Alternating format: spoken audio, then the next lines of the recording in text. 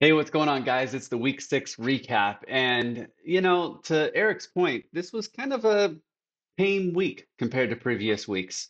Not a lot of close games, not a ton up for grabs, but there are definitely some newsworthy items to discuss. The first being we no longer have an undefeated team. Mad Max had his first loss at the hands of former champion Zach Borgman. Zach is on a 5 game winning streak since and which is it's crazy because he lost the #1 overall pick Christian McCaffrey before the season even started. So Zach, well done on the waiver wire. 5 game win streak. That's fantastic. Zach and Jamie still remain at the top of their divisions, being in opposite divisions. So both teams are at 5-1 now. Another newsworthy item is that The Walking Dead remains winless. I said at the end of the video last week that Peter has the worst luck imaginable, and anyone who's playing him probably will have their highest point total of the season. And this week, it all rang true. Peter just continues his bad luck streak, and I scored the highest points of my season so far. So thank you very much, Peter, for that. I appreciate it. And also, despite Willie's kindness and the grueling training of Great Mistakes boot camp, Chet Casher could not get it done against Don't Panic. So, Willie, your kindness did not go unnoticed. Well done, sir. Looking at the season overall, okay, so we are 6 weeks into the season. What does it look like? So, um, there are two teams that are just stupid lucky, and those two teams are our last year's champion, Eric and Thunder Blunder, and the old man Habanos. Eric is 4-2. He has the lowest points against. Um, and meanwhile, Habanos is 500, 3-3.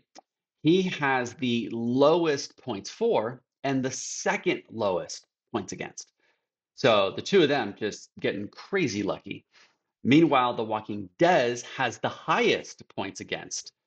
And if you wonder what the difference is between Thunder Blender and The Walking Dead, 218 point difference in points against. That's crazy. So, man, Peter, your luck is really bad. Man. I looked at the average margin of victory and the average margin of defeat, and Dan has the lowest average margin of victory at 11.37 points per game per victory, and I have the highest average margin of victory at 38 points per victory. The lowest margin of defeat, the closest defeats, have come from Chet Casher. 11 points he's averaging in losses. Meanwhile, this last week put Mad Max at the top. He lost by 43 and a half. It's his only loss, and so that is the largest. So it's kind of funny seeing that. This week we only have two teams on bye, Chicago and Dallas. Um, and after this week, I'm sure all of you are going to be dropping your Dallas players. That was pretty atrocious from them. Week 7, looking at this week's matchups, can Peter get his first victory? He is playing Sam, the newbie. So we will see if Peter can get it done against Sam. Sam might also have his highest point total of the season so far, which really wouldn't take much because Sam's not been scoring a lot of points this year. So we'll see how that goes. Meanwhile, we've got two San Diego boys both sitting at 500, squaring off. John against Dan, and two former champions are squaring off against each other, Zach and Willie, which I think might be a rematch of like the championship that Willie won a couple years back. I think that was Zach against Willie in that championship game.